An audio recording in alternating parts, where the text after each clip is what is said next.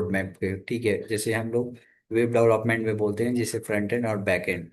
तो सबसे पहले मैं आपको थोड़ा सा आपको मीनिंग बता दूं। आप डिस्प्ले पे देख रहे हो कि मन है क्या। तो M for Mongo DB, E for Express JS and R for React JS and for Node JS. So अभी आपको समझ में नहीं आ रहा कि है क्या एक्चुअल में, ठीक है। तो मैं आपको एक बेसिक तरीके से इसे समझाऊंगा कि कैसे अपना करियर स्टार्ट कर सकते हो। तो सबसे पहले अगर आप वेब डेवलपमेंट में करियर बनाना चाहते हैं तो ये रोड मैप आपके लिए एक गाइड बन सकता है और अपना करियर स्टार्ट कर सकते हैं। तो अगर मैं सेकंड अपना स्लाइड पे चलूं, सबसे पहले वेब डेवलपमेंट में टू टाइप्स होता है। एक होता है फ्रंट एंड डेवलपर, एक होता है back end developer. Front end developer क्या होता है, जिसमें सबसे पहले हम बात करते हैं फ्रंट एंड डेवलपमेंट की, जहां हम यूजर के सामने जो वेबसाइट दिखती है उसका डिजाइन बनाते हैं। फॉर एग्जांपल अगर मैं गूगल पे कुछ सर्च करूं, तो आपको ये जो दिख रहा है, आपको जो ये व्यू दिख रहा है स्क्रीन पे, ये मैं फ्रंट एंड डेवलपर के बात करूंगा, ठीक है, इसे हम फ्रंट एंड बोलूंगा। और उसके बाद से फ्रंट एंड डेवलपमेंट में क्या क्या आती है, तो पहला आता है HTML। HTML में आपको वन वीक तक आपको HTML कंटिन्यूअस पढ़ना पड़ेगा, स्टडी करना पड़ेगा।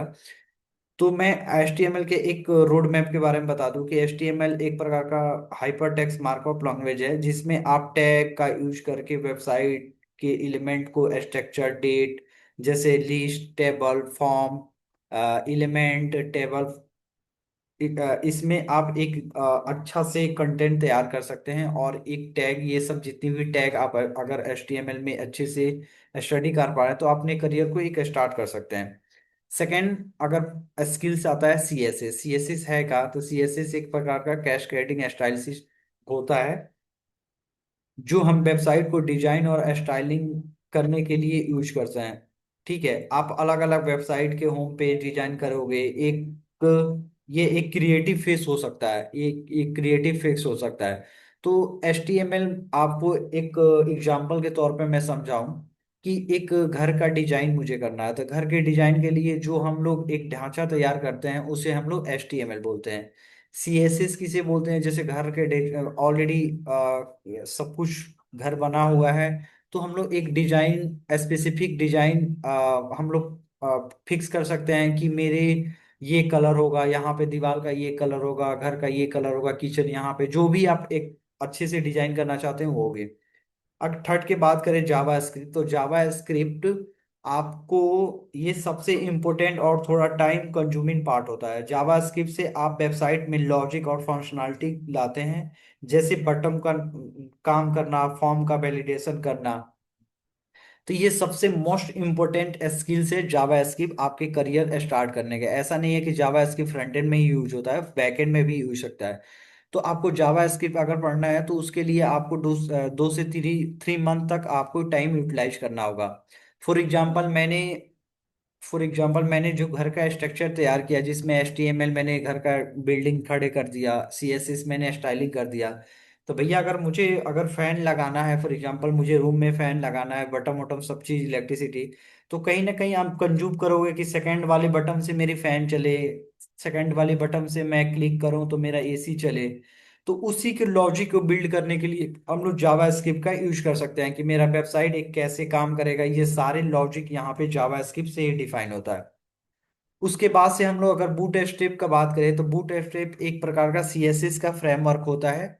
जो हम लोग जो हम लोग वेबसाइट बना रहे हैं, जो वेबसाइट आप बनाओगे वो इजी तरीके से बूट स्ट्रैप का यूज करके आप बहुत ही टाइम को यूटिलाइज कर सकते हो। मतलब CSS आपको पूरी नहीं लिखना, फॉर एग्जांपल आपको स्टाइलिंग, बैकग्राउंड कलर ये सब लिखना है, तो इसमें बूट स्ट्रैप में बहुत इजी होता है, BG-100 रेड, बस आपको स्टाइलिंग हो जाएगा।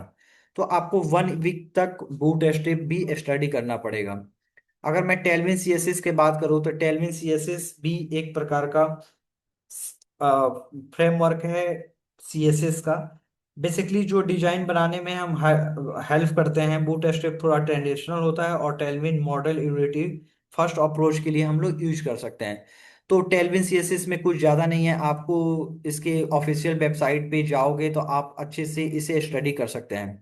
ये सब कंप्लीट होने के बाद फाइनली आप क्या करोगे कि एक न्यू प्रोजेक्ट बनाओगे। फॉर एग्जांपल वो प्रोजेक्ट आपको कोई HTML CSS जावास्क्रिप्ट से रिलेटेड भी हो सकती है, कोई एक आप रेजर पे का वेबसाइट बना सकते हैं, कोई आप अमेजोन का वेबसाइट बना सकते हैं, आप फ्लिपकार्ट का वेबसाइट बना सकते हैं अपने एक्सपीरियंस के लिए।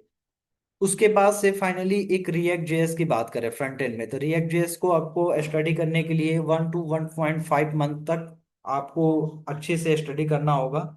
रिएक्ट एक पॉपुलर जावास्क्रिप्ट लाइब्रेरी है जिससे हम सिंगल पेज एप्लीकेशन बनाते हैं। यहाँ पे हम कंपोनेंट बेसिक डेवलपमेंट और स्टेट मैनेजमेंट को सीखने को प्रयास करते हैं, ट्राई करते हैं, ठीक है।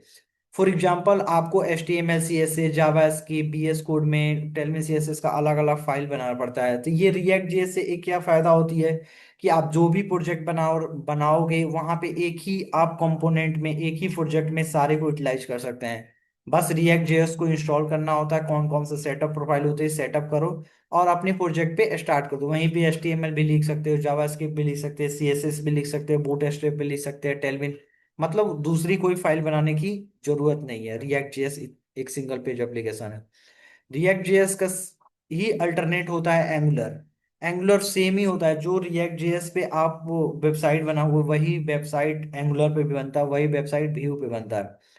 तो अभी मार्केट में ज्यादा रिएक्ट जेएस, बहुत सारी कंपनी मोस्टली रिएक्ट जेएस ही यूज कर रही है क्योंकि वहां पे यूटिलाइज आजकल उसी की हो रही है। क्लाइंट जो भी रिक्वायरमेंट कर रहा है रिएक्ट जेएस से, तो इसलिए बेसिकली ज्यादा रिएक्ट जेएस का यूज हो रहा है, एंगुलर का कम हो रहा है। तो ऐसा नहीं है कि अगर रिएक्ट जेएस से जो वेबसाइट बनेगी वो एंगुलर से नहीं बनता, सेम वेबसाइट बन सकता है।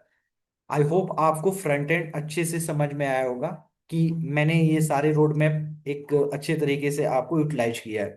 अगर मैं सेकेंड पॉइंट पे जाऊं, बैकएंड, तो बैकएंड में हम लोग बैकएंड के बारे में थोड़ा सा आप समझ जाओ बैकएंड होता क्या है। तो बैकएंड होता है जहां हम अपना लॉजिक को बिल्ड करते हैं, डाटा और सर्वर पर काम करते हैं, वही हमें बैकएंड, हम उसी को बैकएंड बोलते हैं। फॉर एग्जांपल मैंने जितनी भी वेबसाइट बना दिया जो आपके स्क्रीन पे दिख रहा है, फॉर एग्जांपल अमेजोन का वेबसाइट आपको दिख रहा है। अमेजोन का वेबसाइट में आपने देख लिया कि ये होम पेज है, ये नैप बार है, यहाँ पे ये डिटेल्स दिया गया है, बटन दिया गया है।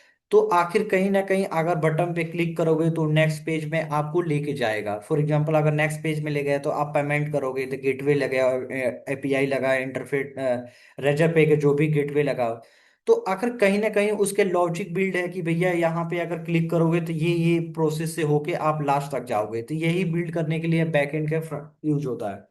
तो बैकएंड में सबसे पहले नोड जेएस का हम लोग यूज करते हैं। नोड जेएस बेसिकली होता क्या है कि जावास्क्रिप्ट का एक बैकएंड वर्जन है। आप वो मॉडल्स यहाँ पे जैसे HTTP फाइल URL के साथ काम करेंगे, ठीक है, URL के साथ काम करेंगे। अगर सेकंड पॉइंट ऑफ व्यू बताएं कि एक्सप्रेस जेएस, तो एक्सप्रेस जेएस है क्या, तो ये एक मिनिमलिस्ट फ्रेमवर्क है जिससे हम राउटिंग, मिडिलवेयर, ऑथेंटिकेशन और API बनाते हैं। फॉर एग्जांपल अगर हमें कॉल करना होगा तो API के थ्रू ही कॉल करेंगे। फॉर एग्जांपल अगर मैं किसी बटन पे क्लिक किया तो बटन पे क्लिक करने के बाद मुझे डायरेक्ट वो होम पेज पे लेते जाए, तो कहीं ना कहीं API का हम यूज कर रहे हैं।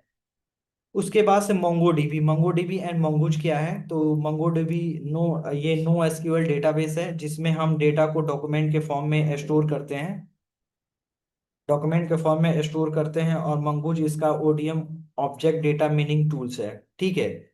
और सेकंड पॉइंट है यहाँ पे कि फ्रंट एंड और बैक एंड को हम कनेक्ट कैसे कर सकते हैं। तो यहाँ पे हम API रिक्वेस्ट हैंडल करके, क्रॉस मैनेज करके एक फ्रंट एंड और बैक एंड का यहाँ पे हम लोग यूटिलाइज कर सकते हैं।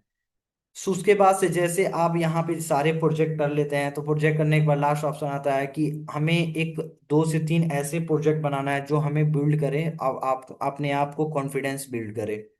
हम डेवलपमेंट कैसे कर सकते हैं, डिप्लॉयमेंट कैसे करते हैं, तो आपको अगर फ्रंट एंड का 95 पर और बैक एंड को रेंडर पे भी आप डिप्लॉय कर सकते हैं API इंटीग्रेशन के थ्रू से।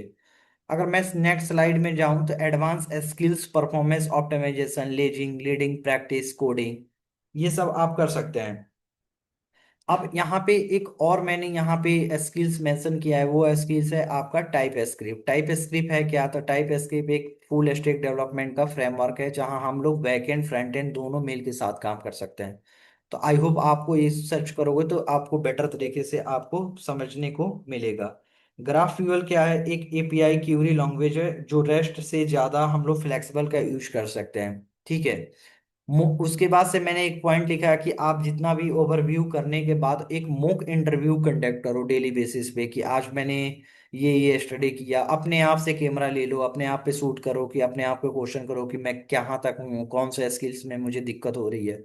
तो इससे क्या हो कि डेली प्रैक्टिस करोगे तो एक आपको अंडरस्टैंडिंग भी हो जाएगी और एक अच्छे तरीके से आप इंटरव्यू क्रैक कर सकते हैं। उसके बाद से मैंने एक पॉइंट मेंशन किया है कि रिज्यूम बिल्डिंग, ये बहुत ही मस्ट इंपॉर्टेंट है। जितना भी आपको स्किल्स आती है कि एक एक बेटर तरीके से आप अपना रिज्यूम को बिल्ड करें, बेटर तरीके से आप अपने आप को डिफाइन करें कि मैंने किस प्रोजेक्ट पे काम किया, किस चीज के लिए। तो ये एक बिल्डिंग हो सकती है। उसके बाद से बीएस कोड है, इसी पे आप अपना कोड वगैरह सब कुछ करो। एपीआई है, एपीआई क्या फुल फॉर्म होता है? Application programming interface. ये प्रकार का एक प्रकार का आपका एपीआई काम करता है। जैसे अगर आप रेस्टोरेंट में जा रहे हो, वहां पे आपको कुछ खाना है, तो वेटर को ही आप बोलोगे तो वेटर जाके आपको लाएगा। सेम वही प्रोसेस है। आप अगर कहीं भी एपीआई कॉल करोगे तो ये डायरेक्टली जाके यूजर से बैकएंड से बोलता है कि यूजर ने मुझे ये मांगा तो यूजर ने ऐसे देना है। सेम पोजीशन है। आप डेटाबेस के यूज करोगे, देखोगे तो मोंगो डीबी, मंगूज हो सकता है। पोस्टमैन हम लोग चेक करते हैं अपने एपीआई के, जितने भी एपीआई आपने बनाया है वो क्या एपीआई काम कर रहा है कि नहीं कर रहा। इसलिए हम लोग पोस्टमैन के यूज कर सकते हैं। डेटाबेस हो सकता है एसक्यूएल, माई एसक्यूएल, फॉर्मल के। लेकिन लास्ट में एक पॉइंट है गिट और गिटहब, ये मोस्ट इंपोर्टेंट है। आप अपना जितना भी प्रोजेक्ट अगर आप बना रहे हो, स्किल्स बना रहे हो, जो भी अपना डेली बेसिस पे कर रहे हो, आप अपना गिटहब प्रोफाइल भी उसे अपलोड करें। उससे क्या होता है कि सामने के इंटरव्यूअर चाहे कोई भी व्यूअर आपका गिटहब प्रोफाइल से देखता है तो लगता है कि हाँ, ये बेटर तरीके से अंडरस्टैंडिंग तरीके से काम कर रहा है। तो आई होप ये मैंने लास्ट में एक पॉइंट आपको ऐड किया है, front end developer road map. तो सबसे पहले मैंने वही आपको बताया कि आपको HTML से स्टार्ट करना है, देन उसके बाद से CSS में बिल्ड करना है। CSS में जाने के बाद आप रेजर पे के वेबसाइट, फ्लिपकार्ट के वेबसाइट बिल्ड कर सकते हैं। आपको कॉन्फिडेंस बिल्ड होगा। बिल्ड करने के बाद आप जावास्क्रिप्ट पे बूम कर जाओ। आप जावास्क्रिप्ट पे जूम करने के बाद आप एक लॉजिक बिल्ड करो। आप अच्छे से अंडरस्टैंडिंग समझो कि कैसे एक वेबसाइट काम करता है, एक एक स्ट्रक्चर कैसे हम लोग बनाते हैं इसके द्वारा। उसके बाद से जितने भी आप प्रोजेक्ट बनाए हो सारे गिट और गिटहब पे अपलोड करो। इससे आपको अंडरस्टैंडिंग में मिलेगी और सामने वाला को एक अच्छा देखने को मिले कि हाँ, ये अच्छे से परफॉर्मेंस आपको सब कुछ। उसके बाद से CSS फ्रेमवर्क का बात करें तो टेलविन CSS और बूटस्ट्रैप दोनों हो सकता है। अगर हम लोग फ्रेमवर्क की बात करें तो हम रिएक्ट, एंगुलर, व्यू पे भी हम काम से करते हैं, जो हम एक सेपरेट फाइल पे एक सेपरेट वर्क वर्क कर सकते हैं सारे यूटिलाइज करके। उसके बाद से एक बिल्डिंग प्रोजेक्ट, एक पोर्टफोलियो प्रोजेक्ट भी बना सकते हैं, जहां हम अपना आप को डिफाइन कर सकते हैं कि हाँ, एक्चुअल में मुझे ये आती है, मैंने ये काम किया। सामने वाला इंटरव्यूअर आपको हैप्पीनेस तरीके से देखे। आप अपने आप को स्टडी करें एक मॉक इंटरव्यू के थ्रू और डेली